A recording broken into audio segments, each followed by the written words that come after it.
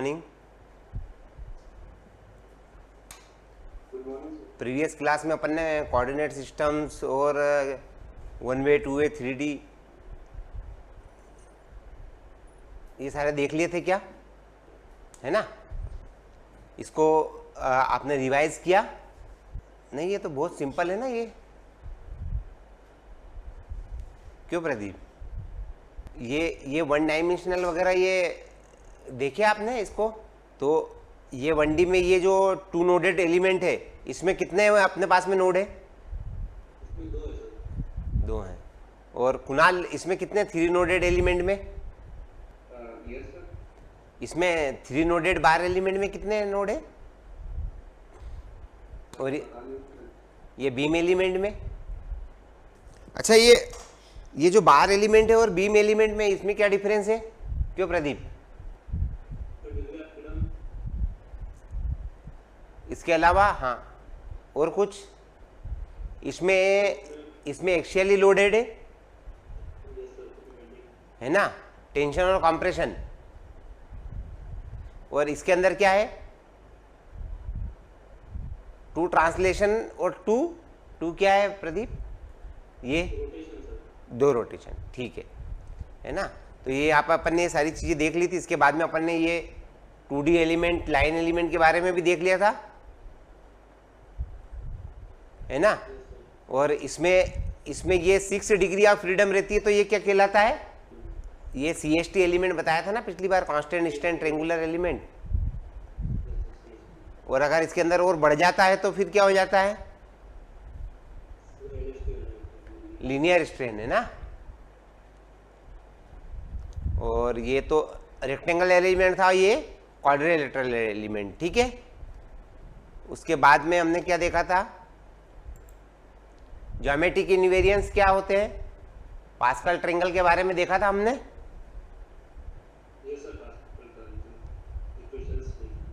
हाँ, तो कौन कौन से तरह के पास्कल ट्रायंगल होते हैं? 2D और 3D। ये दिख रहा पास्कल ट्रायंगल? इसमें कांस्टेंट नंबर 1 और कांस्टेंट नंबर ये जो लीनियर है, ये इसमें क्या डिफरेंस है?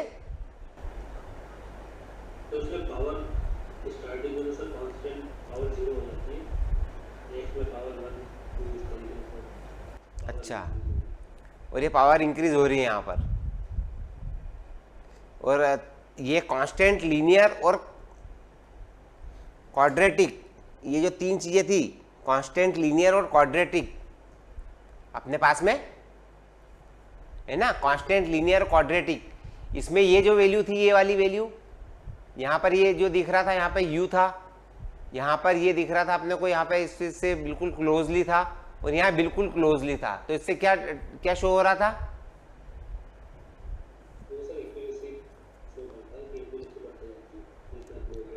जैसे जैसे इक्वेशन क्या है, अपवर्ड से डाउनवर्ड डायरेक्शन में जाती जाएगी, क्या होता जाएगा?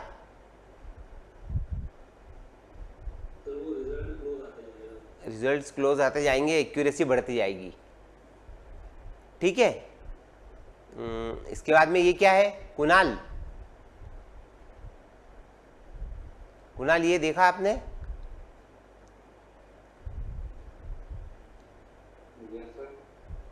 ये डायग्राम क्या शो कर रहा है?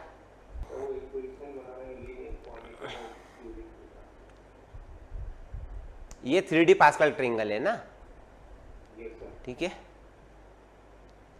फिर हमने 1 डायमेंशनल एलिमेंट के बारे में बात करी थी, तो इसकी इक्वेशन क्या बनी थी प्रदीप? U = α1 + α2 × x, है ना। उसके बाद में 3 नोडेड एलिमेंट में कितने नंबर ऑफ नोड और नंबर ऑफ ये कांस्टेंट इक्वल है, ठीक। इसके बाद में अपन ने यहाँ पर 2 translation, 2 rotation, total degree of freedom कितनी हो गई? 4, है ना। तो बेंडिंग के केस में ये क्या हो गया? यहाँ पर ये बढ़ गए प्रदीप। सर 4 हाँ, डिग्री ऑफ फ्रीडम पे डिपेंड करता है ना। तो ये डिग्री ऑफ फ्रीडम अपने पास में 4 आ गई, तो यहाँ पे कितने हो गए, यहाँ पे कांस्टेंट हमारे पास में 4। ये भी समझ लिया था। इसमें कोई परेशानी प्रदीप? ठीक है। इसके बाद में अपन ने कांस्टेंट ट्रायंगल एलिमेंट के बारे में भी देख लिया था। यहाँ पर u एंड v 2 ये पॉइंट है अपने पास में, ठीक है। और u के लिए इक्वेशन ये है और v के लिए इक्वेशन ये वाली है, ठीक। अगर इसी में मैं नंबर ऑफ नोड बढ़ा दूं और इसको क्या कर दूं, LST एलिमेंट बना दूं, तो इक्वेशन क्या रहेगी, 6 ना। ठीक है, ये भी हो गया था अपना। दूसरा 4 नोडेड में देखा था अपन ने, ये इसकी इक्वेशन थी डिस्प्लेसमेंट की। फिर ये क्या था, प्लेट बेंडिंग। प्लेट बेंडिंग में क्या था हमारे पास में, 2 रोटेशन है ना, 1 डिस्प्लेसमेंट, ठीक। तो डिस्प्लेसमेंट ये हो गया, तो ये कितना गया अपने पास में टोटल। यहाँ पर डिग्री ऑफ फ्रीडम कितनी है अपने पास में, क्यों प्रदीप? टोटल 12। हाँ ठीक है। तो ये चीजें समझ में आ गई थी ना अभी उस दिन अपने को। Yes sir. ठीक, ये टेट्राहेड्रन एलिमेंट है ना 3D में।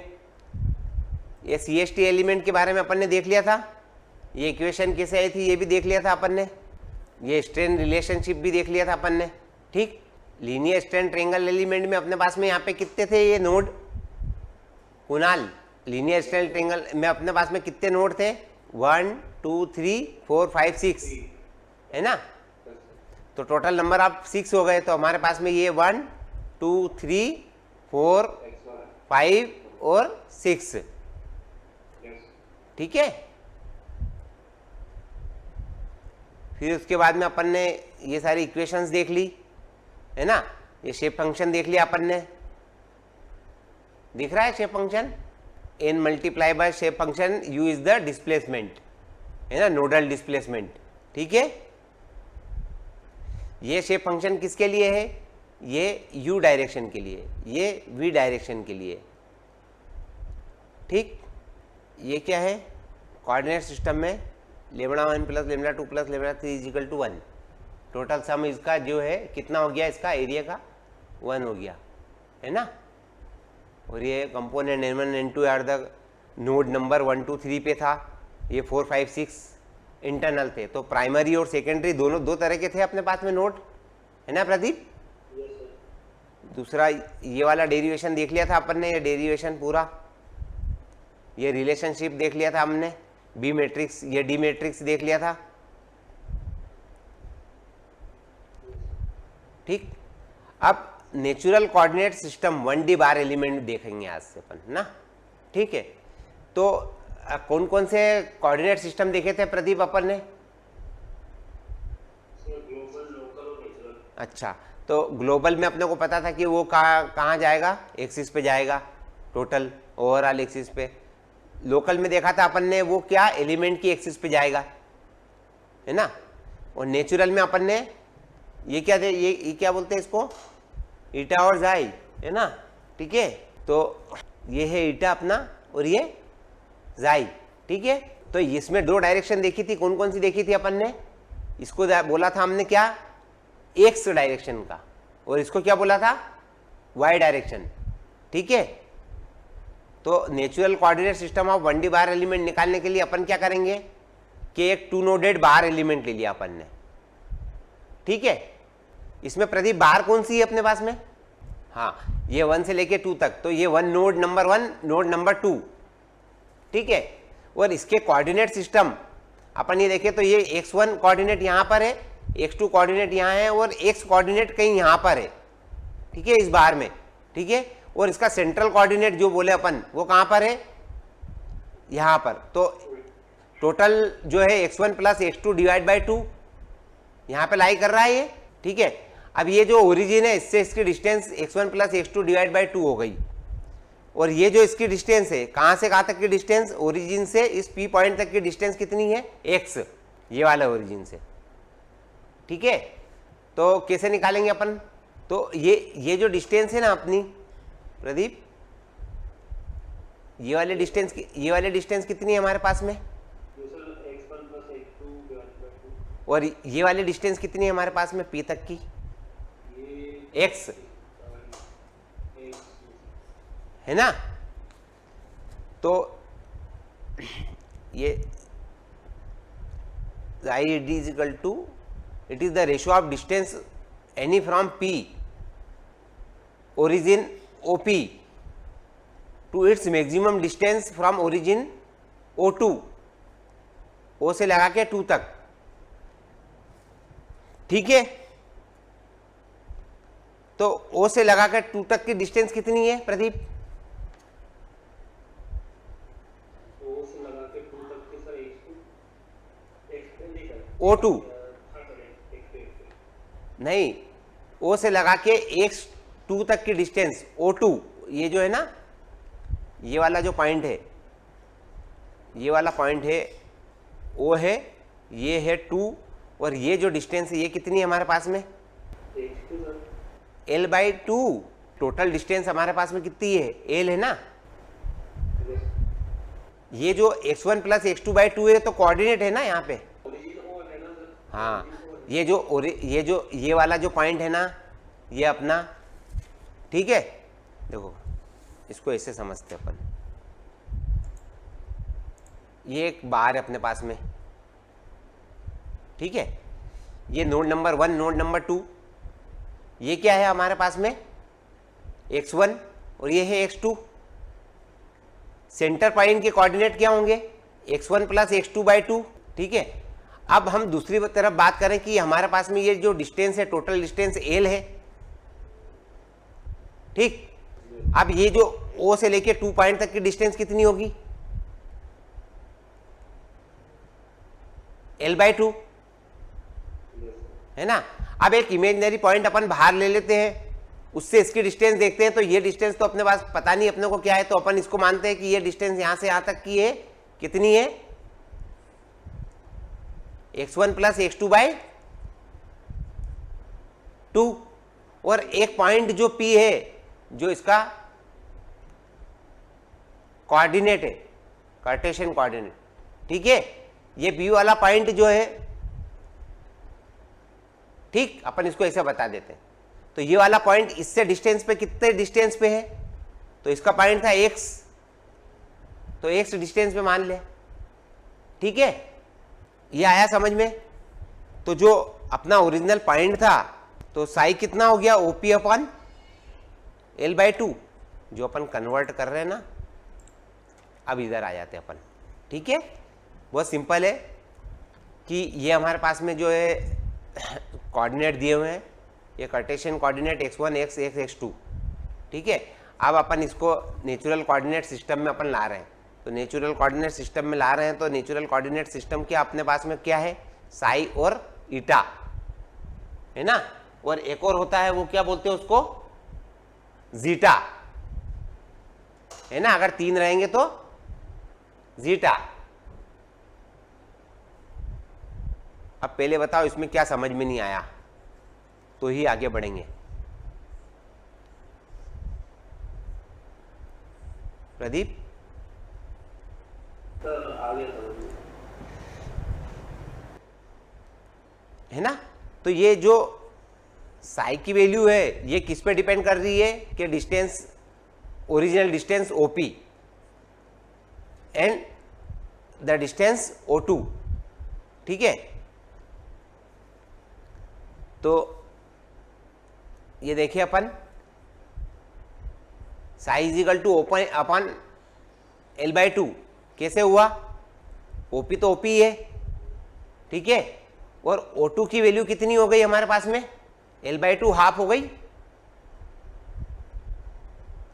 ये था हमारे पास में, ये O, ये 1, ये 2, ये टोटल डिस्टेंस L, तो ये L बाई 2 हो गई ना। क्यों प्रदीप, यस है ना। अब और फिर ओपी कितना है हमारे पास में, ओपी कितना है, ओपी ये डिस्टेंस कितनी होगी प्रदीप? नहीं नहीं नहीं, ये डिस्टेंस कितनी होगी, डिस्टेंस निकालना है ना अपने को, तो ओपी कितनी होगी? देखो ओपी निकाल ले, बहुत सिंपल सा है, ये पी पॉइंट है, मूवेबल है ये, ठीक है, ये ओ पॉइंट है, ये डिस्टेंस कितनी है x यहां पर, वो ये डिस्टेंस कितनी है x1 प्लस x2 बाई 2, तो x माइनस, हाँ ये कोऑर्डिनेट है, कोऑर्डिनेट कुणाल, हाँ नहीं प्रदीप अपना क्वेश्चन है क्या? ये सर ये x जो है सर ये 1 से डिस्टेंस है या ओरिजिन से है? नहीं ये तो एक्चुअली क्या है कि ये जैसे एक बीम है अपना, ठीक है, अब ये बीम है अपने पास में और ये स्पेस में ये यहाँ पर है, ठीक। अब इसका कोऑर्डिनेट x1 है, इसका कोऑर्डिनेट x2 है और ये है x, ऐसा बता रहा हूँ, ठीक है। अब ये अपने पास में ये मान लो कि ये 0 O है अपने पास में, ये मतलब बाहर वाला है, बट ये इनसाइड तो ये जो अपने पास में O है अपना और ये P एक पॉइंट जो है अपना ये मूव कर रहा है, ठीक है, ये यहाँ पे भी हो सकता है, यहाँ पे भी हो सकता है, यहाँ पे भी हो सकता है, कहीं पे भी हो सकता है ना ये तो। बट हमने क्या पढ़ा था वहां पर कि नेचुरल कोऑर्डिनेट सिस्टम के अंदर हमें क्या दो चीजें होती है, क्या होती है, एक पॉजिटिव दूसरा नेगेटिव। तो यहां पर ये देखिए हम पॉजिटिव और यहां नेगेटिव, और यहां पर क्या दिया था सेंटर में 0। तो ये अपने नेचुरल कोऑर्डिनेट सिस्टम के बारे में जब डेफिनेशन देखी थी तो वहां देखा था, तो हम ये देख रहे हैं कि वाकई में वो सही है कि नहीं है। तो हम सिंपल सा हमने क्या किया, एक बीम एलिमेंट ले लिया, उस बीम एलिमेंट पे हमने ये पॉइंट बना दिए, उस पॉइंट की लोकेशन दे दी x1 x2 x3, x1 x2 और x, ये यहाँ पर x, और ये x मूव कर रहा है ना p पॉइंट। तो जो ये कोऑर्डिनेट है हमारे पास में नेचुरल कोऑर्डिनेट, ये जाई अपने पास में, तो ये जो जाई अपने पास में नेचुरल कोऑर्डिनेट है, तो इसकी वैल्यू होती क्या है, तो इसकी वैल्यू होती है OP अपॉन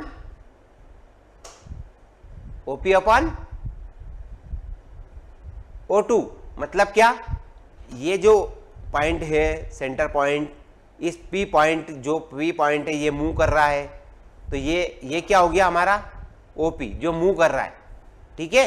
ये यहां हो सकता है, यहां हो सकता है, यहां हो सकता है, यहां हो सकता है, यहां हो सकता है, ठीक है प्रदीप, ठीक है ना।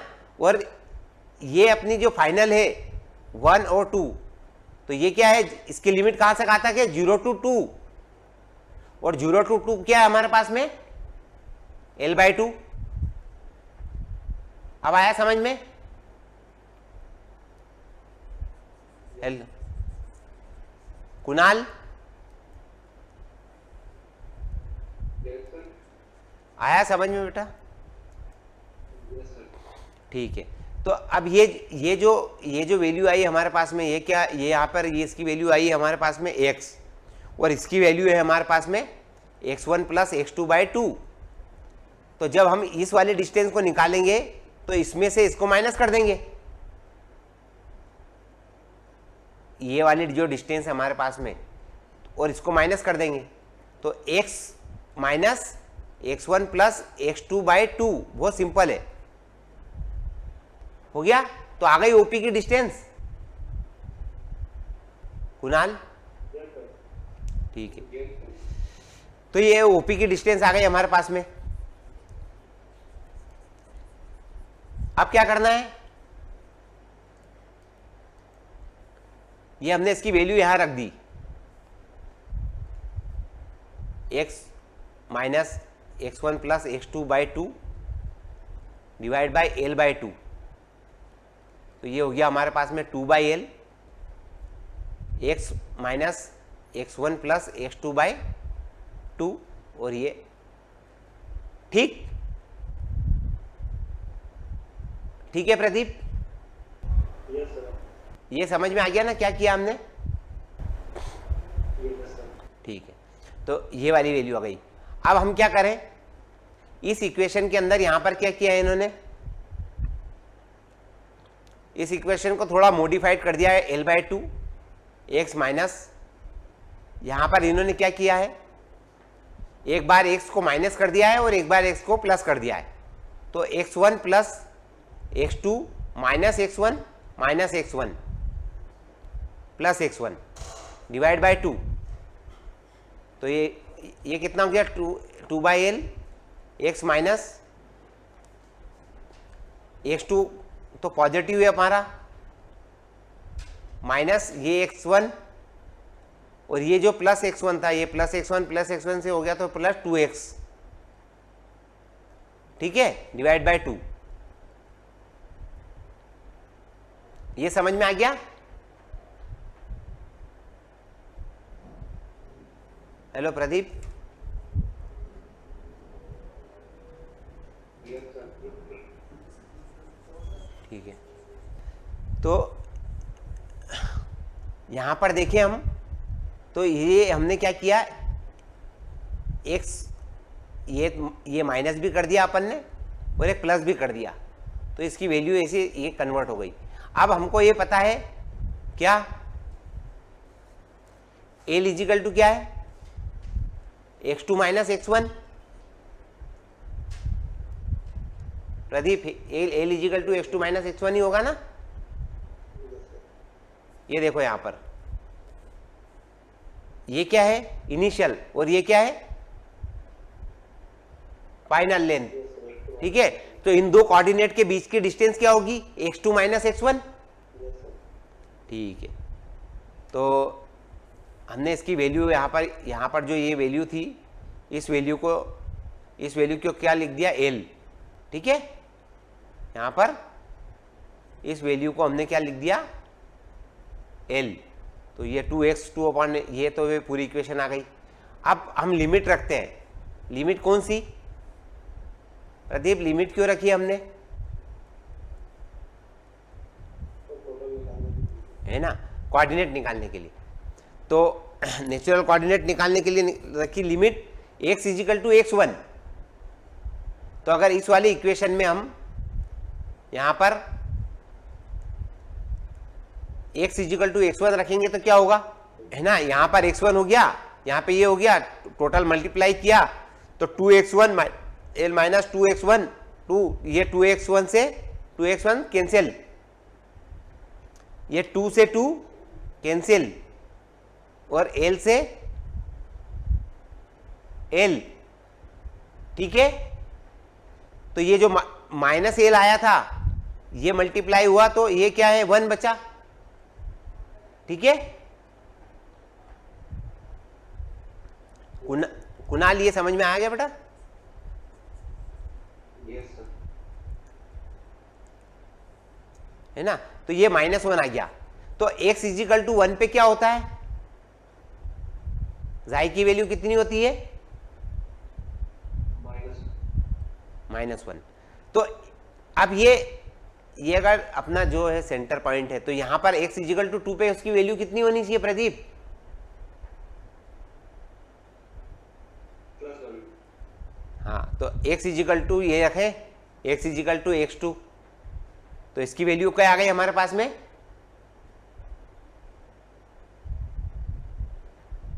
+1, ठीक है। समझ गए? और अगर सेंटर पॉइंट पे बात करेंगे प्रदीप तो क्या होगा,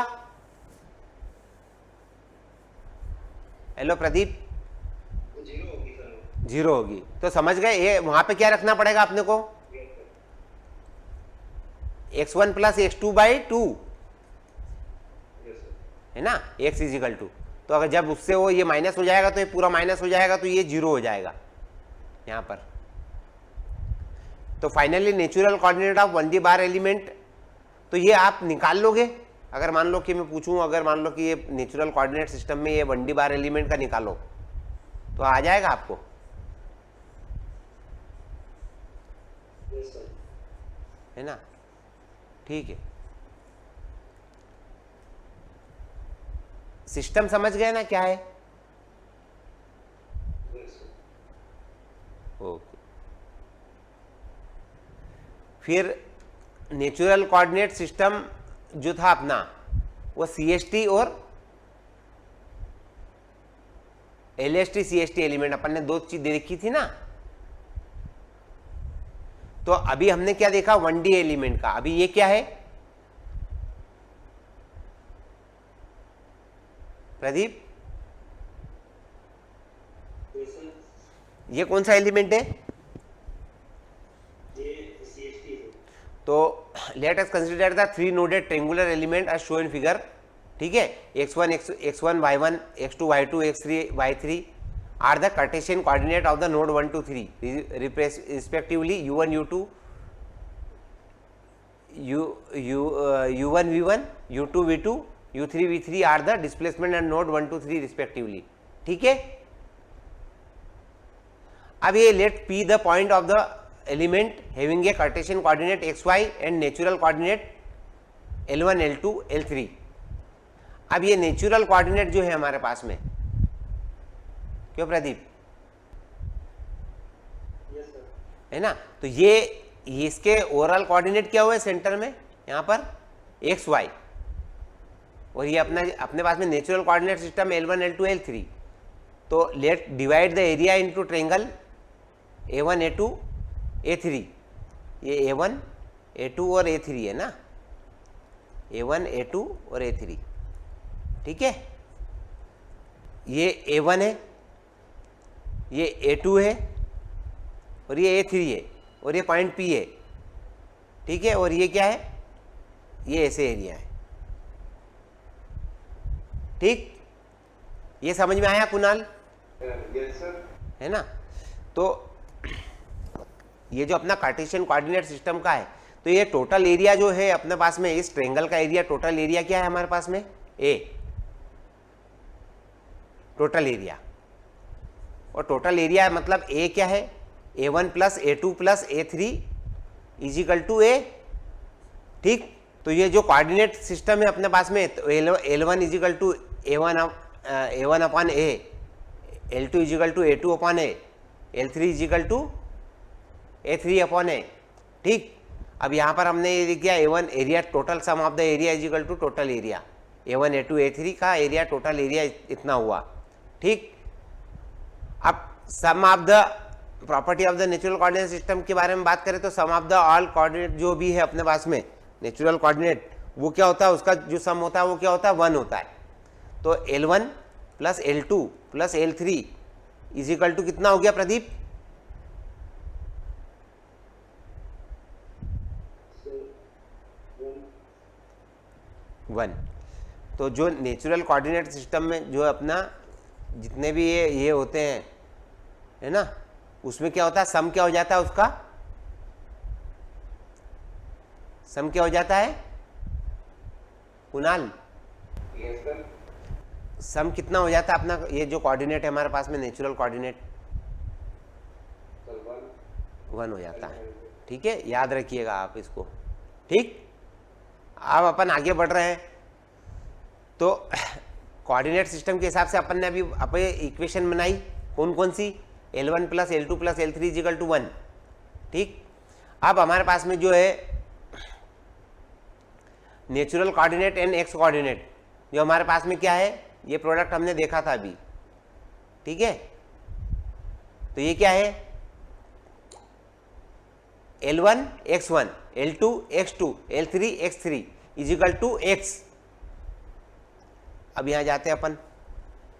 ठीक है, तो ये यहां पर ये x है अपना P पॉइंट पे x। ठीक, similarly natural and y coordinate में क्या होगा कुणाल?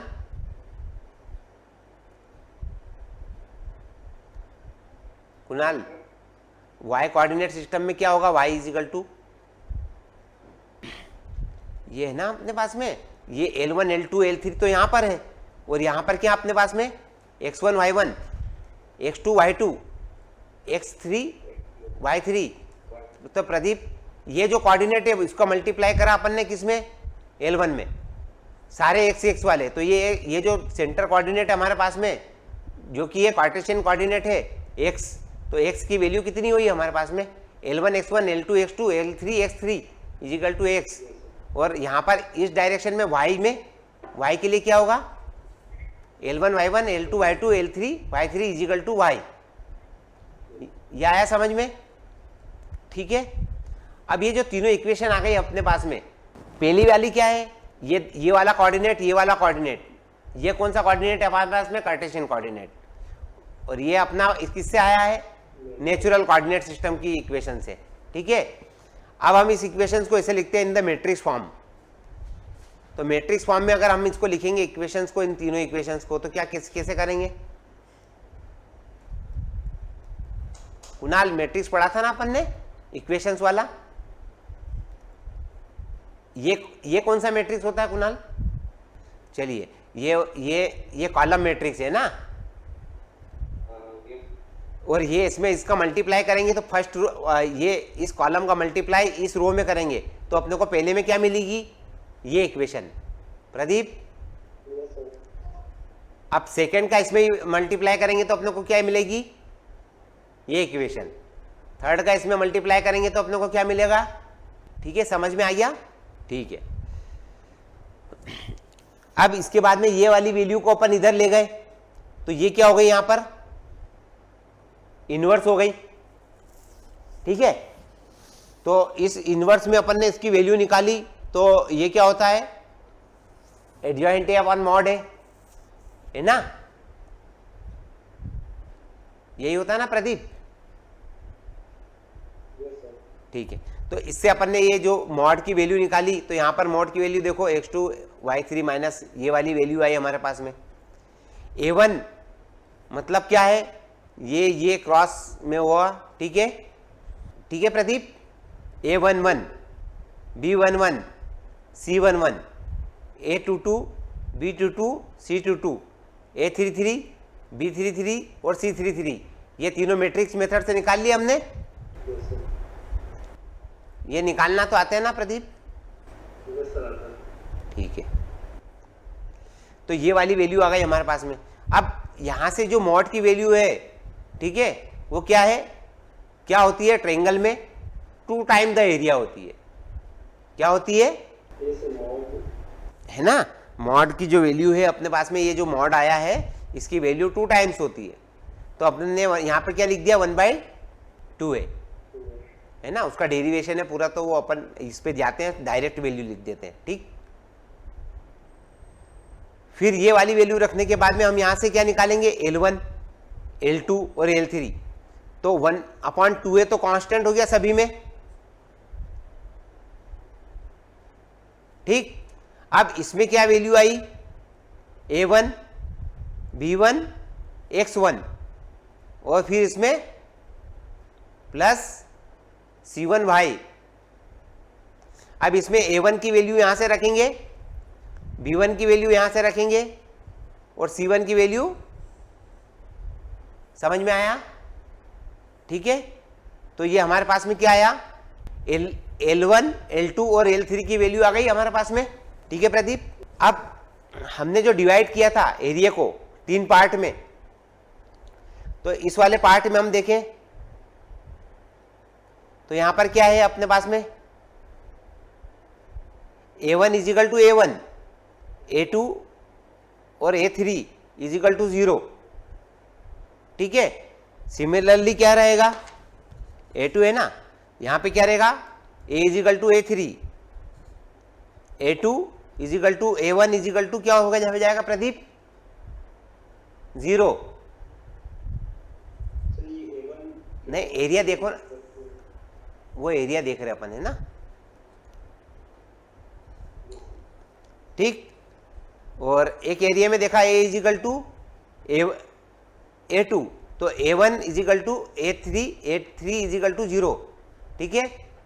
और तीसरे एरिया में देखा तो A equal to A2, A1 equal to A1, यहाँ पर 1 आएगा, A2 equal to A3 equal to 0।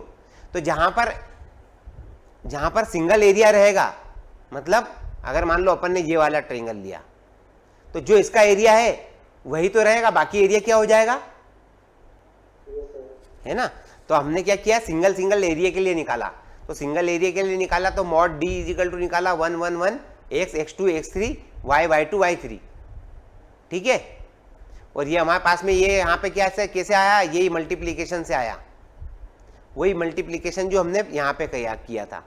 तो ये जो पूरी इक्वेशन ये वाली थी ना हमारे पास में, यहाँ पर 1 x1 y1 y x2 y2 1 x3 y3, यही हम क्या कर रहे हैं, सिर्फ सिंगल एरिया के लिए कर रहे हैं, ठीक है। तो यहाँ पर एक एरिया A3 है, यहाँ पर एरिया A2 है, यहाँ पर एरिया A1 है। इन तीनों एरिया को जोड़ेंगे तो टोटल एरिया ये आएगा, ठीक है। तो हर एक इंडिविजुअल की इक्वेशंस क्या रही, तो इंडिविजुअल की इक्वेशंस के देखने के लिए हमने क्या किया, d is equal to 1 xy 1 x2 y2 1 x3 y3, ठीक। तो यहाँ पर इस इक्वेशन से ये अपन ने ये लगा दिया टोटल जो हमारे पास में मॉड डी है यहाँ पर, और हमने लिखा है यहाँ पे mod D is equal to 2a, ठीक। तो ये वाली जो इक्वेशन थी हमारे पास में, इस इक्वेशन में हमने क्या किया, 2a मतलब हमने क्या किया, ओनली फॉर वन एरिया लिया है। और अभी अपन ने एरिया कौन सा लिया है, a इजिकल टू a1, और यहाँ पर a2 equal to a3 equal to क्या लिया हमने प्रदीप, 0 लिया है, ठीक है। एक्चुअली करा कुछ भी नहीं है, सिंपल से अगर तुम देखोगे ना यहाँ पर, तो ये जो लाइन है हमारे पास में, ये लाइन ये लाइन ये लाइन, ये एक एक कोऑर्डिनेट सिस्टम के लिए आ रही है। एक एक कोऑर्डिनेट सिस्टम मतलब यहाँ पर x1 y1, यहाँ पर x2 y2 और यहाँ पर x3 y3, ठीक है। और इन सब ये सब बने कैसे हैं, एक ट्रेंगल, इस ट्रेंगल में, इस ट्रेंगल को अपन ने 3 पार्ट्स में डिवाइड कर दिया है, ठीक है। अब इसमें ये वाला x1 y1 x2 y2 ये 2 कोऑर्डिनेट सिस्टम आ रहे हैं इस वाले एरिया में, और इस वाले एरिया में कौन सा कोऑर्डिनेट सिस्टम आ रहा है, x1 y1 x2 y2, इस वाले में कौन सा आ रहा है, x2 y2 x3 y3, ठीक। अब समझ में आया प्रदीप। पहले हमने एक टोटल एरिया का निकाला, अब हम हर एक अलग अलग एरिया का निकाल रहे हैं ना। तो इस वाली वैल्यू के अंदर ये जो है a1 b1x c1y is equal to 2a1, ठीक है। यहाँ पर अपन ने निकाला हुआ भी है, ये देखो, ठीक। और फिर ये वाली वैल्यू 2a1 हुई। अब a2 b2 x c2y और a3 b3x plus c3y is equal to 2a3। अब ये जो वैल्यू आई है यहाँ पर, इसकी वैल्यू हमें कहाँ रखनी है, इस इक्वेशन में। तो इसकी वैल्यू प्रदीप हम, ये जो इसकी वैल्यू है 2a1 2a2 और 2a3 की वैल्यू जब हम वहाँ रखेंगे इक्वेशन में, तो हमारे पास में क्या आएगा, ये आया L1 equal to 2a1 upon 2a, ये देखो यहाँ पर ये जो वैल्यू है L1, इसकी वैल्यू को अपन 2a1 रख दें, इसकी वैल्यू को 2a2, इसकी वैल्यू को 2a3, तो 2 से 2 कैंसिल, ठीक है। तो यहाँ पर क्या आ गया हमारे पास में, L1 equal to a1 upon a, a2 upon a, a3 upon a। और जब हम हमारे पास में इक्वेशन है, और हमारे पास में इक्वेशन के बाद में हमारे पास में क्या है, एक लॉ है नेचुरल कोऑर्डिनेट सिस्टम में, अपन ने क्या बोला था कि सब सम होता है किसके इक्वल होता है, 1 के इक्वल। जब 1 के इक्वल रखेंगे तो a1 upon a, a2 upon a और a3 अपॉन a, ठीक है। तो इजिकल टू 1। अब यहाँ पर ये देखें हम कि a1 plus a2 plus a3 divide by a equal to 1, तो total a1 plus a2 plus a3 equal to कितना हो गया प्रदीप,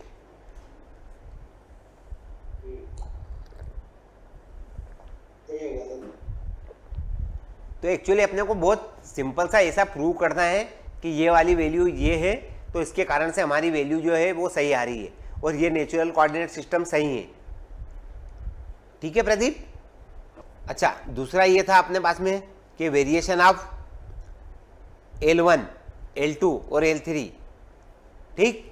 तो हमारे पास में ये जो ट्रेंगल था, ये वाला ट्रेंगल, एक्चुअल ट्रेंगल कौन सा हमारे पास में, ये वाला, ठीक है।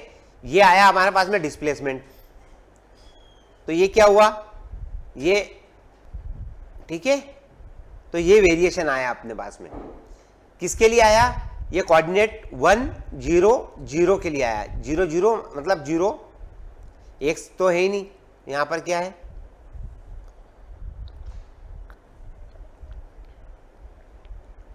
क्यों प्रदीप, हेलो, इसके नेचुरल कोऑर्डिनेट क्या हुआ है, 1 0 0, तो 2 पे क्या होंगे, ये 2 के कारण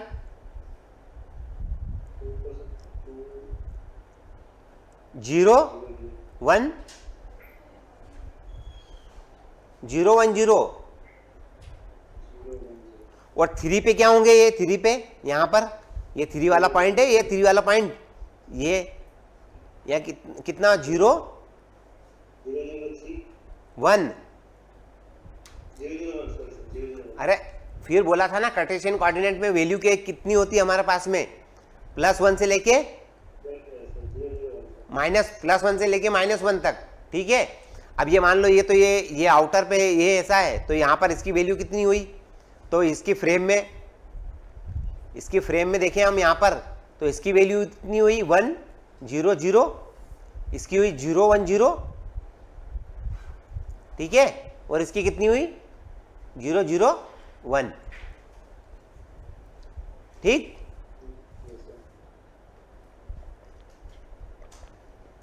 तो ये प्रूव कर दोगे क्या,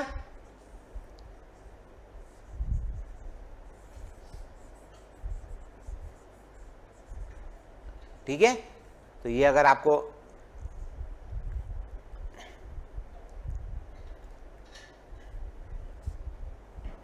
ये समझ में आ गया प्रदीप,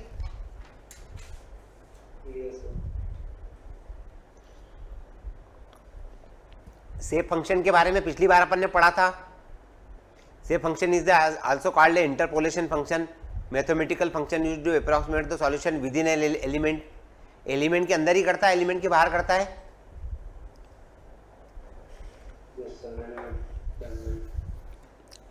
ठीक है। दे define how the displacement very inside the element by interpolating value at the element nodes, ठीक है। पर्पस ऑफ शेप फंक्शन भी पढ़ लिया था हमने, क्या, provide the relation between nodal value and the end value at any point inside the element, ठीक। FEM displacement निकालने के लिए,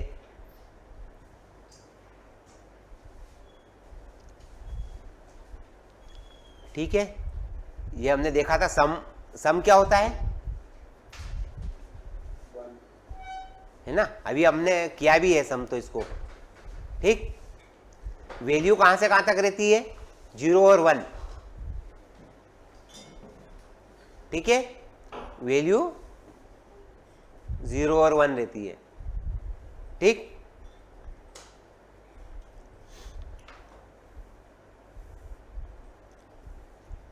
ये इक्वेशंस देखी है आपने,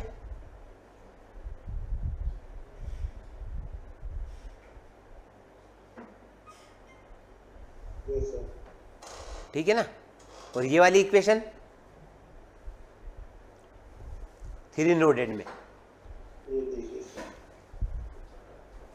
तो इनका जो शेप फंक्शन है वो क्या होगा, replace that function by the another function which is easy to solve mathematically, ठीक है। इसको इजी सॉल्व करने के लिए हमने क्या किस में कन्वर्ट कर दिया, इसको शेप फंक्शन में, और इसमें हमारा शेप फंक्शन क्या है, n1 n2, यहां पर कितने शेप फंक्शन है कुणाल,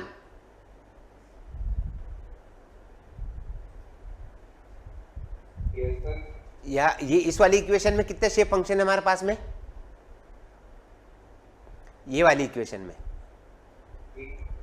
3, N1 N2 N3। ठीक, ये समझ में आया?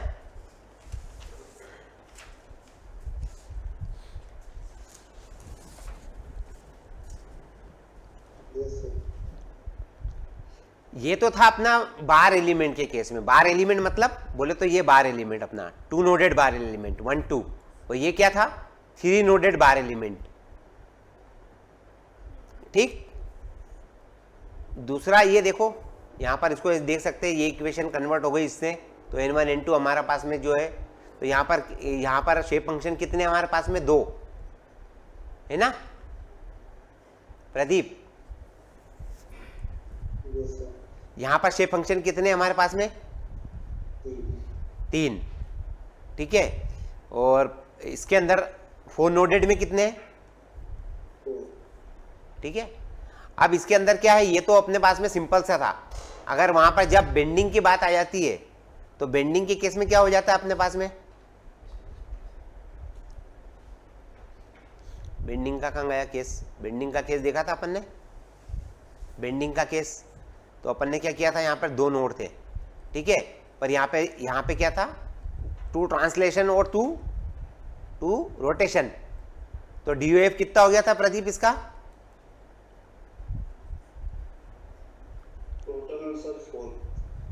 ठीक है, टोटल DOF 4 हो गया इसका, है ना? तो ये DOF 4 हो गया अपने पास में। ठीक, तो DOF 4 होने के बाद में यहाँ पे इक्वेशन कितनी बनेगी अपने पास में? यही वाली ना बेंडिंग के केस में? नहीं, टोटल नंबर ऑफ ये शेप फंक्शन कितने रहेंगे अपने पास में? DOF 4 है तो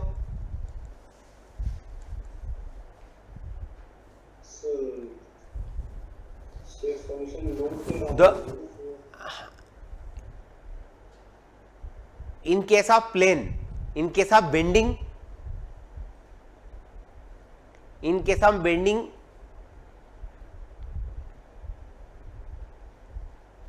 हेलो, तो N1 N2 टू ट्रांसलेशन और N3 N4 टू रोटेशन।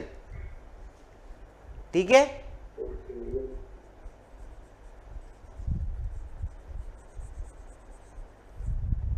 ये समझ में आ गया? ठीक, दूसरा ये सिंपल सा अपन ने उसको ही सिंपल किया है, N1 N2 N3 N3 N4। ठीक है, N1 plus N2 equal to क्या हो गया 1, N1 plus N2 plus N3 equal to क्या हो गया 1, N1 plus N2 plus N3 N4 क्या हो गया 1। तो ये चीज तो समझ में आ ही रही होगी ना 1 कैसे हुई? ठीक है,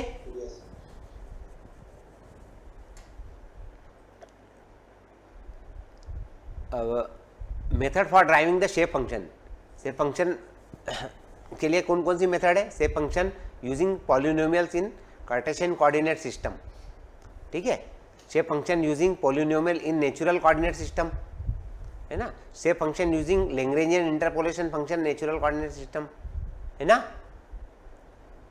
ये 3 तरह है। ठीक,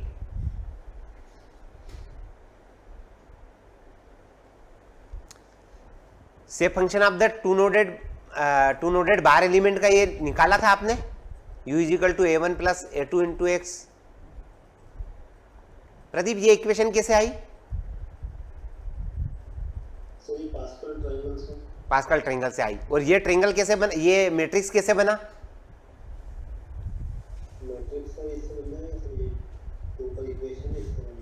है ना? तो ये 1 multiply by alpha 1 plus x multiply by alpha 2, यही है ना? ये जो ये वाली इक्वेशन है। ठीक है, तो यहां पर ये मैट्रिक्स क्या हो गया P मैट्रिक्स, और यहां पे ये क्या हो गया अल्फा मैट्रिक्स। ठीक है,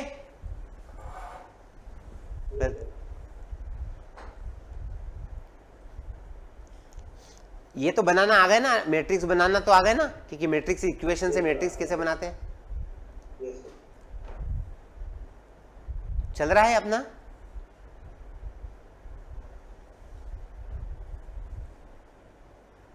अच्छा अच्छा, अगर दो कोऑर्डिनेट होंगे तो क्या होगा प्रदीप? कुणाल, तो दो इक्वेशन बनेगी सर। तो ये 2 पॉइंट हो गए, U1 और U2। अब बताओ। सर ये एक्चुअली लोडेड है एलिमेंट। काय का? मतलब ये जो एलिमेंट है सर एक्चुअली लोडेड होगा तो सर एक इक्वेशन बनेगी। अच्छा ठीक है, तो यहाँ पर coordinate of the node x1 और x2, ये 2 नोड का कोऑर्डिनेट है, तो ये 2 इक्वेशन आ गई अपने पास में। तो U1 इजिकल टू क्या आई थी? U1 equal to alpha plus alpha 2 into x1, U2 equal to alpha 1 plus alpha 2 into x2। तो एक कोऑर्डिनेट की इक्वेशन ये, एक कोऑर्डिनेट की इक्वेशन ये, ठीक है। तो इन्होंने इसको क्या बोल दिया है, ये एक्स मैट्रिक्स, इसको ए मैट्रिक्स, इसको अल्फा मैट्रिक्स, है ना।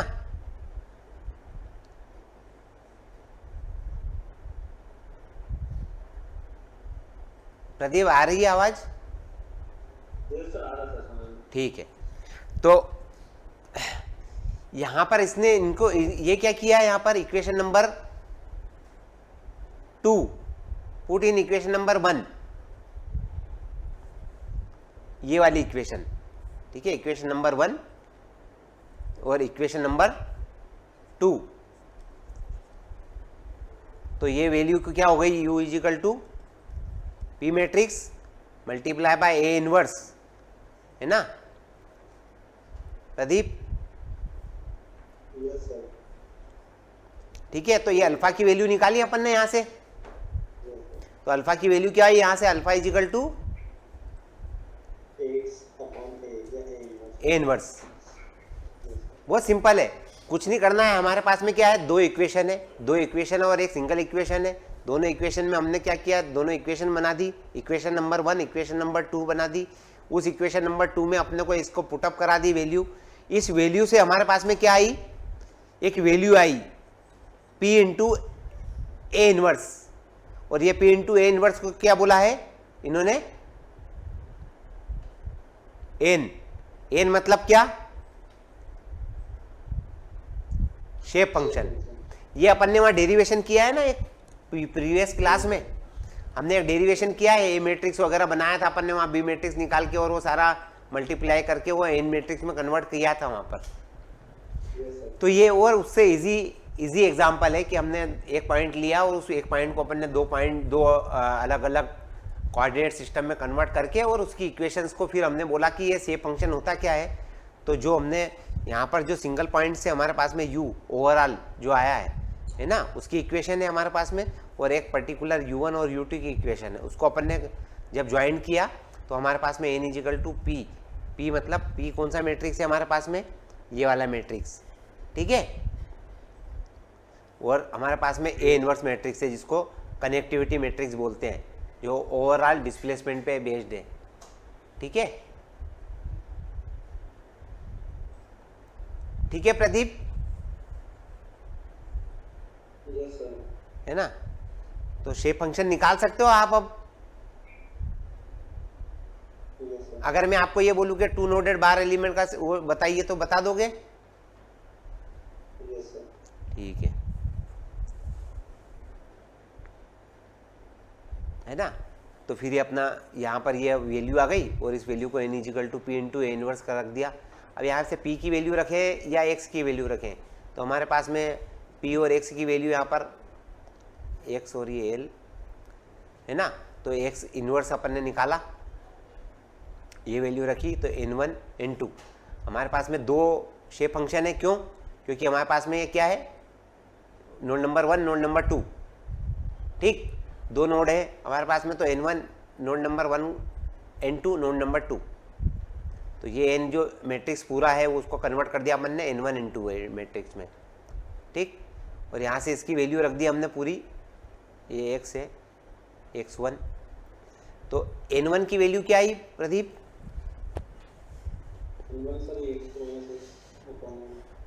हाँ, n1 equal to x2 minus x upon L, n2 equal to x minus x1 upon L, ठीक है।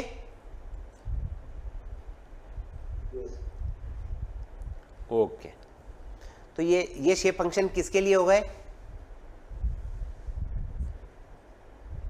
किसके लिए होगा शेप फंक्शन? ठीक है। n1 प्लस n2 क्या बोला था हमने प्रदीप, है ना? ये देखो हमने यहाँ पे दिया हुआ है n1 plus n2 equal to 1, ठीक है। तो यहाँ पर n1 प्लस n2 क्या जोड़ा अपन ने, यहाँ पर दोनों वैल्यू रखी, तो l से l कैंसिल हो गया, तो कितना आया? 1। अब at node x equal to 1, ठीक है। तो n1 कितना हो गया अपना प्रदीप? n1 भी हो गया 1, और n2 कितना हो गया? 0। मतलब इस वाले नोड पे जहां पर n1 है वहां पे n2 क्या हो गया? ठीक है, ये समझ में आ गया, है ना? ठीक है। और x इजिकल टू x2 पे भी ये वैल्यू पुटअप करा दी, तो यहाँ पर x2 डिस्टेंस पे कितना हो गया? n1 0 हो गया और n इजिकल टू 1 हो गया। तो ये इसका डायग्राम कैसे बनता है प्रदीप? अपन ने एक पूरा डेरिवेशन किया है इसके ऊपर। ये बताओ, ये क्या शो करता है? n1 n2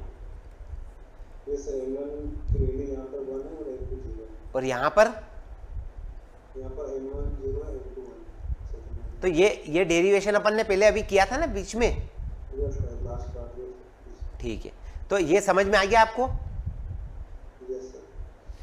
अच्छा, जब हम इन दोनों को जोड़ेंगे, ठीक है ना, ऐसा होता ना, ये टोटल अपना क्या है?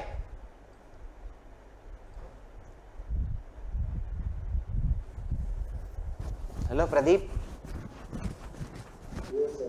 है ना, n1 plus n2 equal to 1, ठीक है, ऑब्वियसली, ठीक। सिमिलरली अपन ने अभी ये देखा हमने 2 नोडेड एलिमेंट का। अब शेप फंक्शन 3 नोडेड एलिमेंट का कैसे होगा? तो डिस्प्लेसमेंट की ओवरऑल इक्वेशन क्या है प्रदीप यहाँ पर?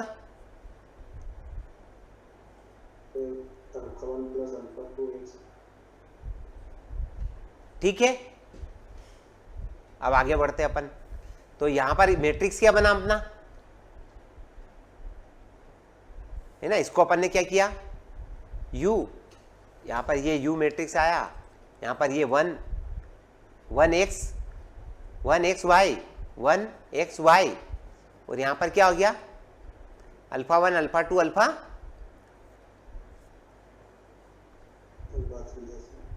ठीक।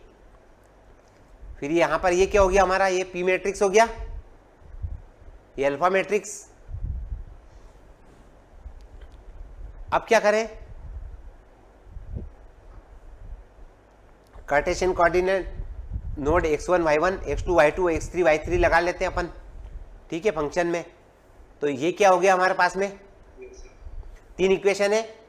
u1 इजिकल टू अल्फा 1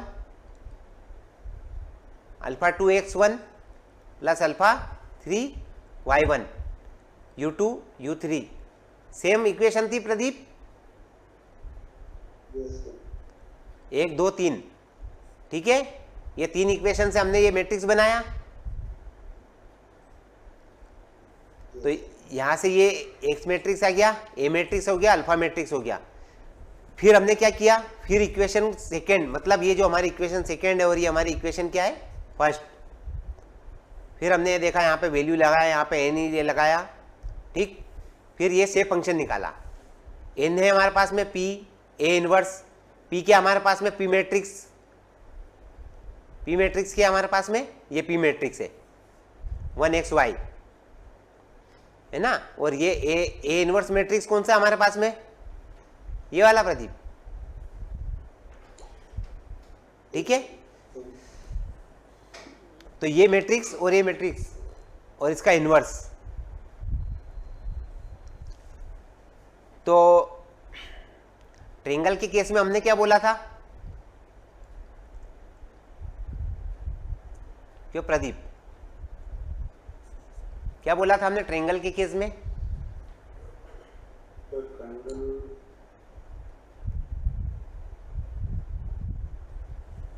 अभी ट्रायंगल का अपन ने किया था ना पीछे पहले,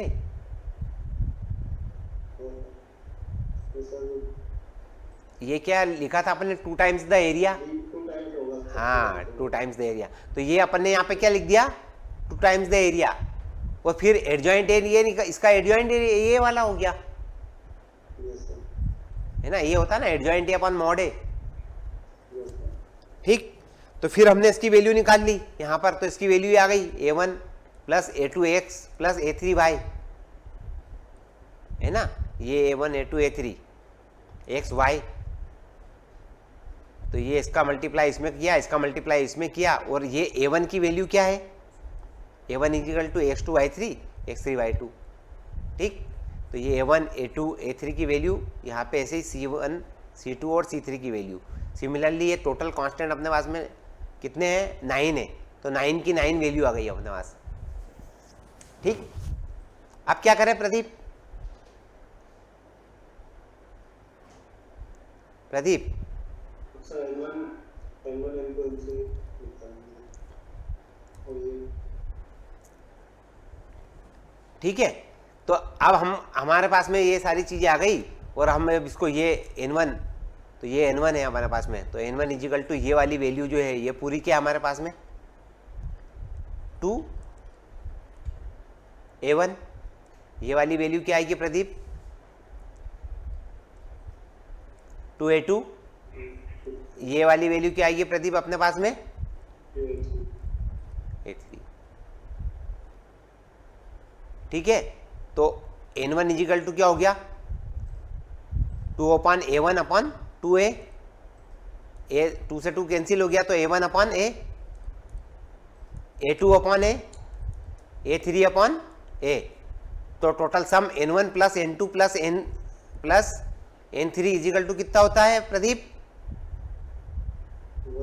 1, तो यहां पर कितना हो गया a1 upon a1 a plus a2 upon a plus a3 upon a equal to 1, तो कितना हो गया a1 plus a2 plus a3 equal to a, और a इजिकल टू a, ये हो गया ना, यस सर, ठीक। या अपन ऐसा भी कर सकते हैं a1 plus a2 plus a3 divide by total a equal to 1, तो ये a1 plus a2 plus a3 equal to total area है, टोटल एरिया, तो इस टोटल एरिया को a अपॉन a कर देंगे तो कितना हो जाएगा अपने पास में 1, ठीक है प्रदीप। यस सर, तो यहां तक अपना पूरा कंप्लीट हो चुका है ये शेप फंक्शंस वगैरह, ठीक। यस सर, अब आगे क्या है अपना, रेक्टेंगुलर एलिमेंट में निकाल लोगे प्रदीप क्या, यस सर, ट्राई करते हैं। ठीक है, और रेक्टेंगुलर एलिमेंट में निकाल के देखिएगा, है ना। तो ये शेप फंक्शन हो गए अपने पास, अपने 1 डायमेंशनल 2 डायमेंशनल और 3 डायमेंशनल में। 3 डायमेंशनल में अपने पास में क्या बचा है टेट्राहेड्रॉन, ठीक है, उसका निकालोगे आप,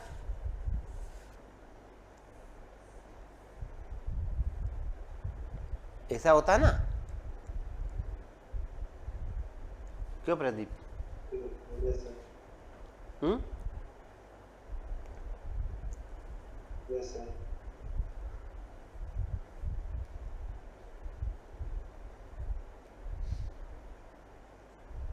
अरे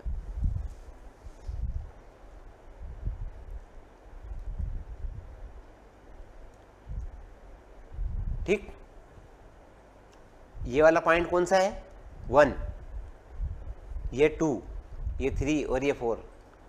यहां पर कितने कोऑर्डिनेट है प्रदीप?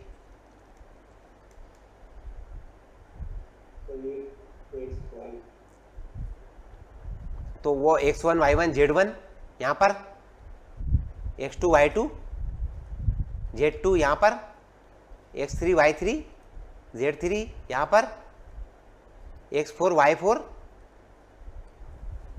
z4। और ये जो पॉइंट है ये P है ना, x y और ये z।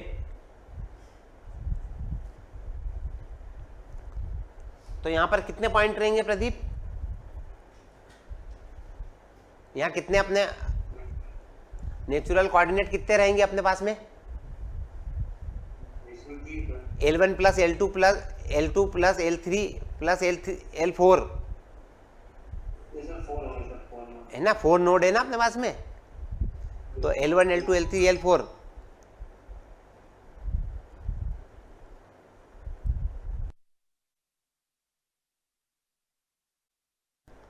तो यहां पे L1 क्या होगा, मैं इतना बता देता हूं। L2 कितना होगा?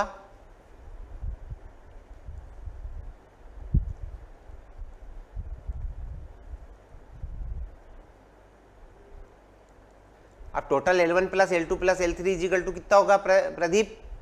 1 है ना। तो इसका टोटल सम 1, इसका टोटल सम कितना होगा वॉल्यूम का?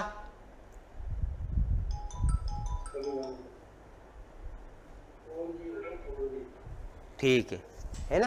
तो ये अब अपन नेक्स्ट क्लास में अपन देख लेंगे इसको, ठीक।